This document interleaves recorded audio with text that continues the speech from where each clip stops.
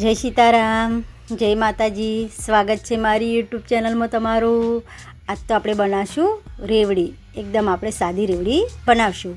તો તમે મારી યુટ્યુબ ચેનલ પર નવા આવ્યા હોય તો મારી ચેનલને હજી સુધી સબસ્ક્રાઈબર ના કરી હોય તો સબસ્ક્રાઈબર કરી દેજો।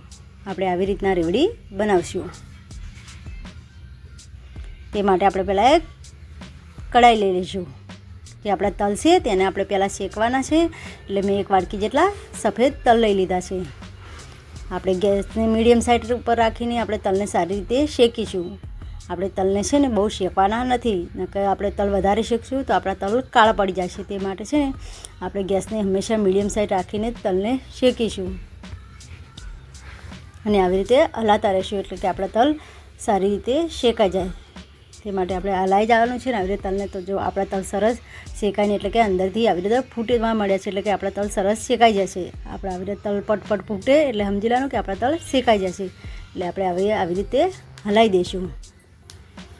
આપણે તલને હલાવવાનું ચાલુ જ રાખવાનું છે, એટલે કે નીચે બળી ના જાય। તે માટે જો આપણા તલ સરસ શેકાઈને તૈયાર થઈ જાય તેને આપણે એક થાળીમાં કાઢી લઈશું। હવે આપણે એક કુંડિયું લઈ લઈશું, એટલે કે કઢાઈ લઈ લઈશું। તેની અંદર એક ચમચી ઘી એડ કરીશું।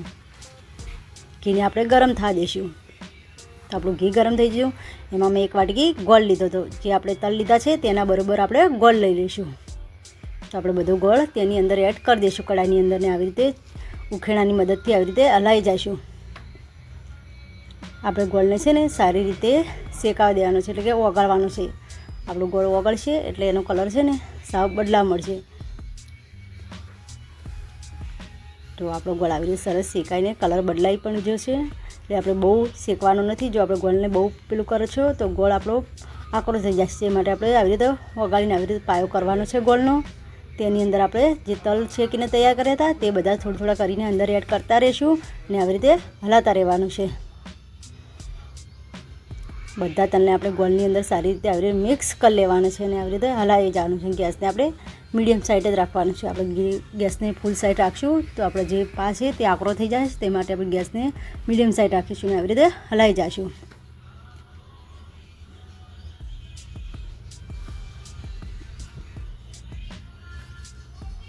તો જો આપણો ગેસને હવે બંધ કરી દઈશું અને એક થાળીમાં પ્લેટમાં આપણે ઘી લગાવી લઈશું, કે આપણે જે તલને બનાવી છે તે થાળીમાં ચોંટે નહીં, તે માટે આવી રીતે આપણે લગાવી લઈશું। હવે આપણે ગેસ બંધ કરીને જે તલને જે બનાવી રેવડી બનાવવા માટે તે આપણે એક થાળીમાં કાઢી લઈશું।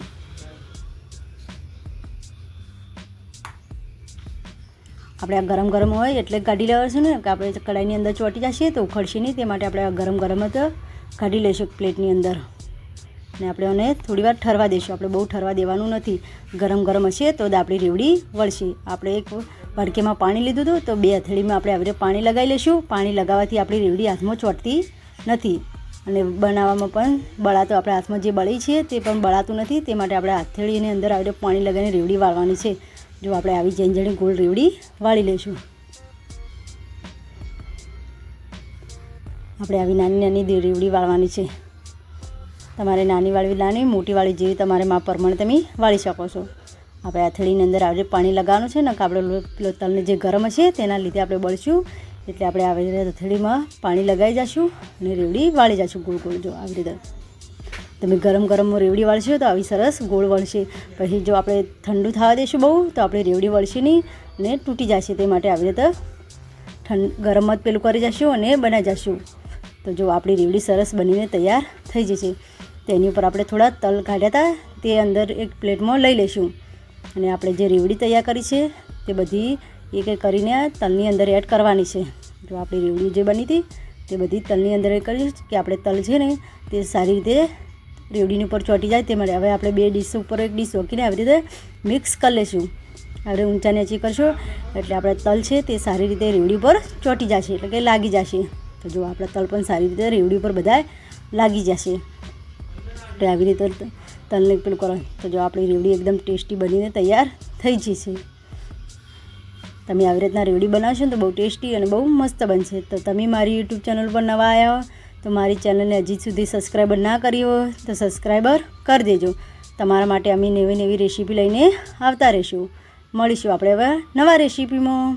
જય સીતારામ, જય માતાજી।